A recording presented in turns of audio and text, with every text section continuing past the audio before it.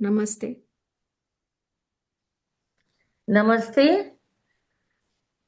Business constellation की इस श्रृंखला में आपका हार्दिक स्वागत है। मैं हूं डॉक्टर मोना दीक्षित और आप हैं मोनिका अहलूवालिया जी। आज हम बहुत महत्वपूर्ण इंफॉर्मेशन प्राप्त करने वाले हैं। आज का जो हमारा पॉडकास्ट है वो मनी रिलेटेड है। ऑफ कोर्स बिजनेस की बात है तो मनी का क्रय विक्रय होना स्वाभाविक है, लेकिन हर एक को बिजनेस के अंतर्गत मनी से रिलेटेड कोई ना कोई समस्या से गुजरना पड़ता है, या तो मनी से रिलेटेड कोई ना कोई प्रश्न हमारे सामने बार बार खड़े हो जाते हैं। तो क्या मैम आप बता सकते हैं कि मनी एनर्जी को लेकर या किसी मान्यता को लेकर बिजनेस कॉन्स्टलेशन करवाया जा सकता है?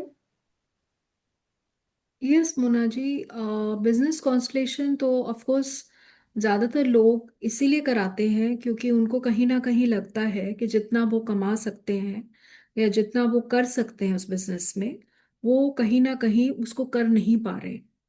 चाहे वो बिजनेस की ग्रोथ से रिलेटेड हो, चाहे प्रॉफिट से रिलेटेड हो, चाहे प्रोडक्ट से रिलेटेड हो। कुछ ना कुछ दिक्कतें उन्हें आती हैं विद रिस्पेक्ट टू कि वो जो विजिबिलिटी जितना चाहते हैं, अपनी इमेज इस प्रकार से चाहते हैं, कभी कभी उसके लिए भी सेशंस होते हैं। लेकिन इन द एंड हर एक का मकसद तो ऑफ कोर्स प्रॉफिट ही रहता है। और भले ही वो एक एनजीओ हो, लेकिन मेन चीज़ है कि हर इंसान काम किस लिए कर रहा है। कार्य तो इसीलिए कर रहा है कि वो कमा सके, और कमाने का जो जरिया अलग अलग है, चाहे वह इंडिविजुअल बेसिस पे हो, चाहे वह बिजनेस कॉन्स्टलेशन बिजनेस के द्वारा हो। तो बिजनेस कॉन्स्टलेशन में ऑफ कोर्स मनी एक प्राइमरी फैक्टर है। और मनी एनर्जी एक इम्पॉर्टेंट एनर्जी है, जो कि हमारे सोच और हमारे आसपास के लोगों की सोच पे काफ़ी हद तक निर्भर करती है।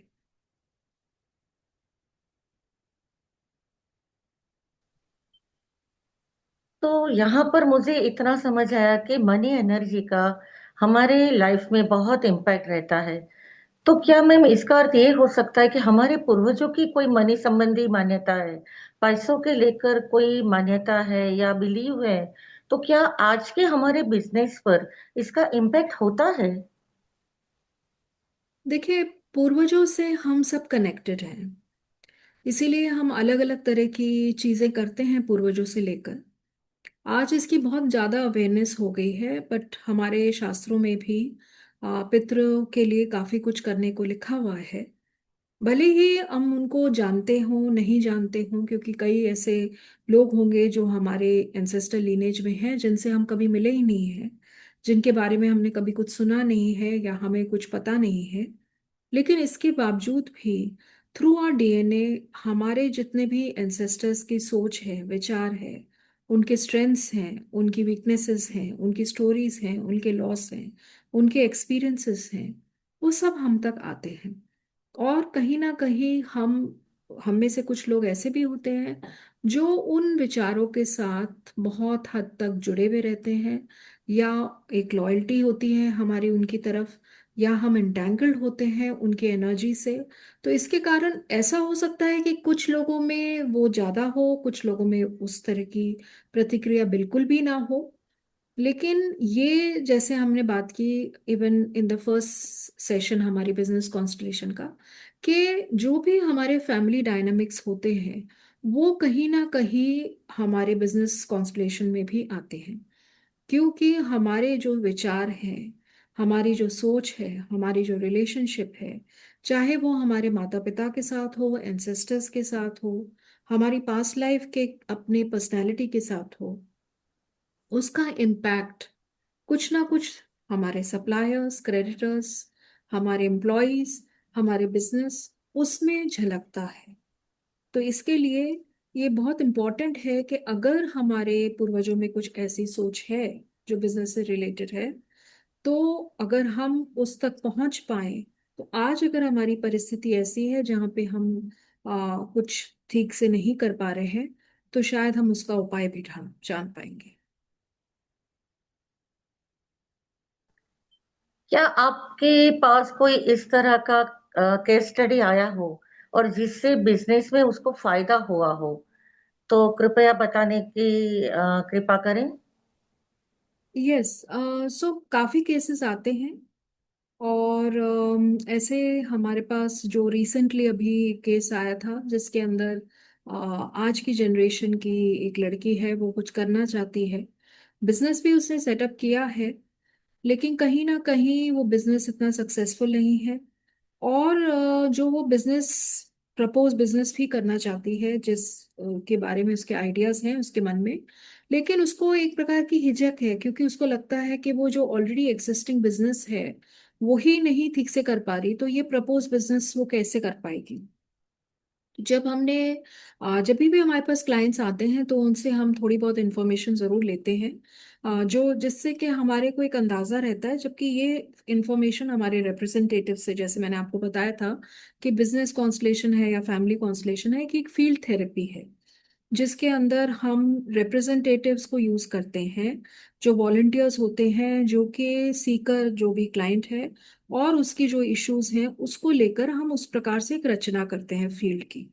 तो वो फील्ड के अंदर हमारे पास जो इन्फॉर्मेशन होती है एज अ फैसिलिटेटर मेरे पास, वो इन्फॉर्मेशन ऑफ कोर्स मैं रिप्रेजेंटेटिव्स के साथ शेयर नहीं करती हूँ।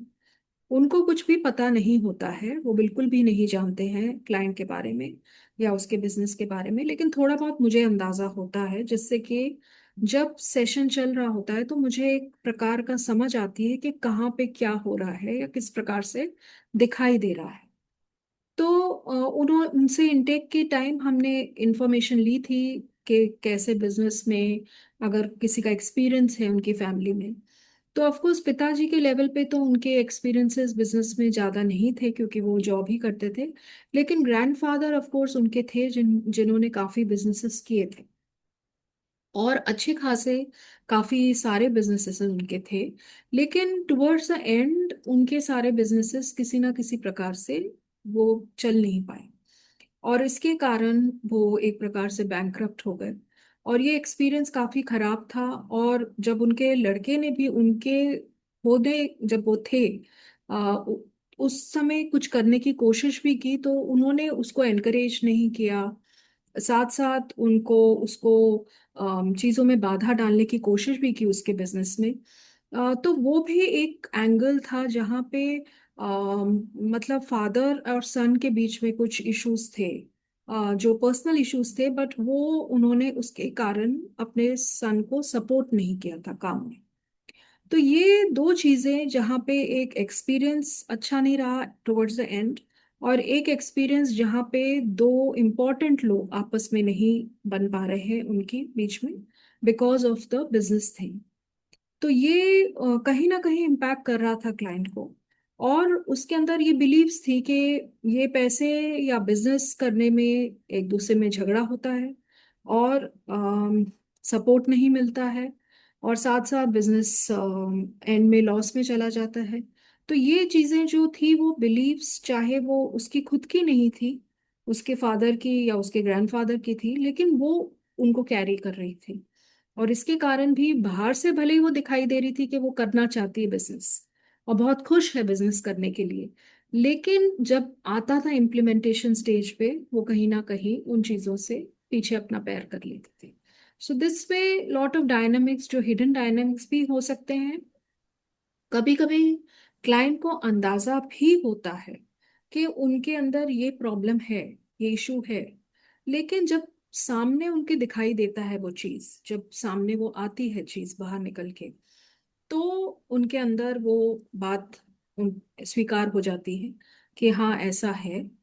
और दूसरी चीज ये भी है कि जहां पर आपको फॉरगिवनेस मांगनी है, फादर और चाइल्ड के बीच में, सन के बीच में जो भी इश्यूज हुए हैं, या फादर ने ग्रैंडफादर ने जब बिजनेस उनका ठप हो गया, जो उन्होंने रीपेमेंट्स नहीं की लोगों को, जो लोगों को पैसा नहीं रिटर्न किया, या कर्जदार उनके जो थे, उस प्रकार से जो भी उनके बीच में डायनामिक्स था, तो वो चीज़ों को भी रिजॉल्व करना ज़रूरी है। क्योंकि कभी कभी लोगों के कर्सेस हो सकते हैं, लोगों के ऐसी चीजें जुड़ी हो सकती हैं कि पैसा उसके कारण बर्बाद हो गया, पर आपने लोगों को क्षति पहुंचाई, हानि पहुंचाई। तो वो आपकी तरफ एक बुरी नज़र से देख सकते हैं, और वो कहीं ना कहीं ट्रैवल कर सकती है with in the family lineage. तो ये सब भी बहुत इंपॉर्टेंट चीज़ें हैं देखने की। एंड बिजनेस कॉन्स्टलेशन में ये सब चीज़ें बहुत खुलकर अच्छी तरह से बाहर आती हैं।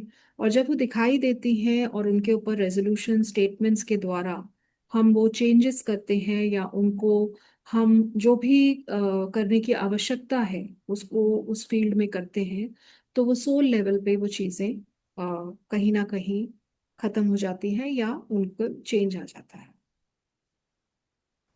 बहुत ही अच्छी तरह से डिटेल में आज आपने मैम एक्सप्लेन किया है, और हमें बिल्कुल समझ में आया है कि पैसों के लेकर जो मान्यताएं होती है वो हम पर सीमित नहीं होती।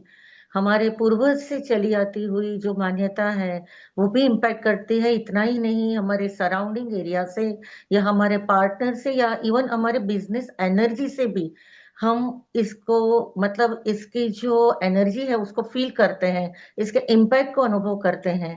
तो आज बहुत ही अच्छे से महत्वपूर्ण सूचना को हमने प्राप्त किया है और आपने बहुत अच्छे से एक्सप्लेन किया है। आपका बहुत बहुत धन्यवाद।